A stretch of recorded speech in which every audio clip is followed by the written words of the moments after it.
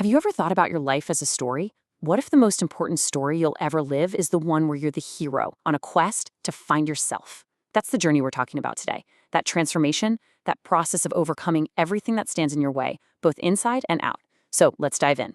Here's a guide to owning your story. Man, does this hit home or what?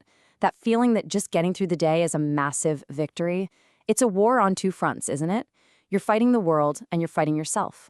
And you know what? Sometimes the biggest win you can have is just being able to say at the end of it all, I'm still standing.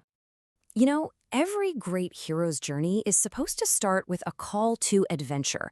But it's not some big, loud trumpet blast. No, it's usually this quiet, nagging feeling inside that something's just not right. That's the real call. It's the war within, that internal conflict that's telling you, hey, it's time for a change. And that internal struggle, wow. It can feel just like this, right? Like you're underwater fighting for every single breath. There's this great saying, when you want success as badly as you want the air, then you will get it. That desperate, overwhelmed feeling, that's not the end. That's the beginning. That's the spark. Okay, so you've heard that call. You've decided to make a change. You're ready to go. But just when you think you're on your way, a whole new battle starts. This one's on the outside. This is about facing what the poet Rudyard Kipling called the tribe. That's society, your community, maybe even your own friends and family.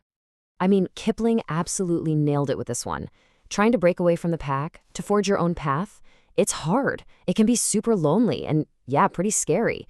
But think about the alternative. Letting everyone else write your story for you? No way. Like Kipling says, no price is too high to pay for the privilege of owning yourself. That's the real prize.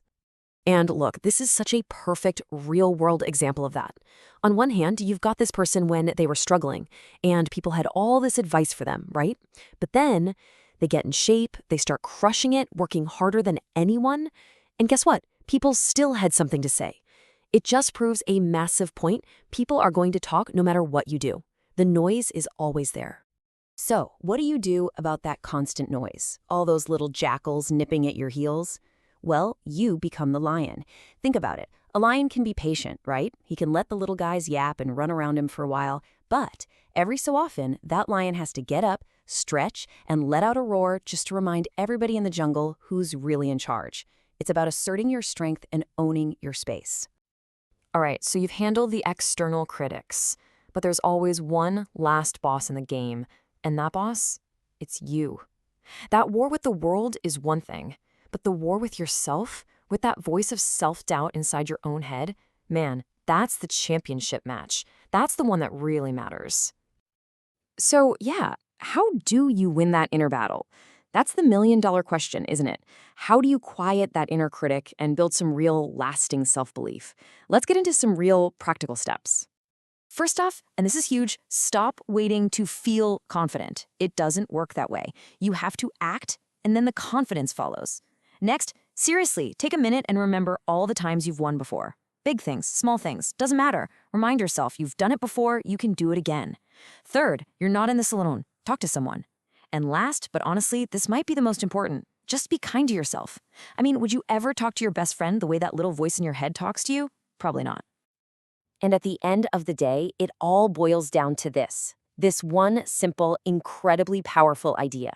When you feel like the world is just swallowing you whole, you have to find some way, any way to just not give up.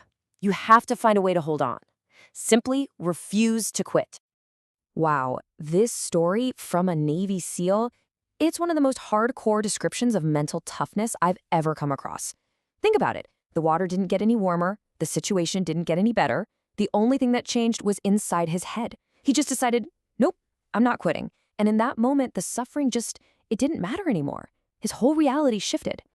So when you start winning these battles, the one with the world and the one with yourself, something really amazing starts to happen. You don't just get through it. You actually evolve. You start forging this whole new way of looking at things, a kind of warrior's mindset. And the absolute bedrock of that mindset is having a purpose. The philosopher Seneca said it best. If you don't know where you're going, no wind is going to help you get there. You're just adrift. But a warrior knows their destination. They have a direction, a why, that lets them use any wind, good or bad, to push them forward. And that sense of purpose, that direction, The legendary samurai Miyamoto Musashi called it the way. It's like your own personal operating system, your core principles. And once you really figure out what your way is, you start seeing it everywhere. It connects everything and brings this amazing clarity to your whole life. But where do you find that clarity? Well, it's not by looking for answers out there in the world. As Carl Jung famously put it, looking outside is just dreaming. The real awakening, the aha moment, that happens when you're brave enough to look inside. So let's be clear, this whole warrior mindset thing, it's not about being aggressive or looking for a fight. Not at all. It's about something way deeper. It's about being 100% genuine, 100% you in every single moment of your life. And that, right there, is true strength. Which brings us to the last piece of the puzzle. And honestly, this might be the most freeing part of the whole journey. You never actually get there. There's no finish line where you plant a flag and it's all over. The journey is the whole point. I mean, we all fantasize about standing on top of the mountain, right? That moment of, I made it. But as Andy Rooney so wisely pointed out, all the good stuff, all the happiness, all the real growth, that happens while you're climbing. It's in the struggle. That's where life is. And that is what it truly means to own yourself. It's realizing that you are completely undefined. You're not your past mistakes. You're not what other people say you are.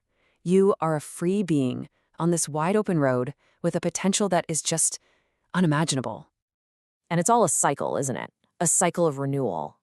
I can't think of a better way to say it than Tolkien did. These words were written for a king coming back from exile, but they're for every single one of us. No matter how broken you might feel, how lost in the dark you are, there's always a chance to start again. A fire can be woken from the ashes. You can reclaim your own crown. So we'll leave you with this question. This whole hero's journey thing, it's a map. It shows you the landscape, the inner wars, the outside critics, the tough climbs. But a map doesn't do you any good until you pick a mountain. So what's your mountain? What's the climb that's waiting for you?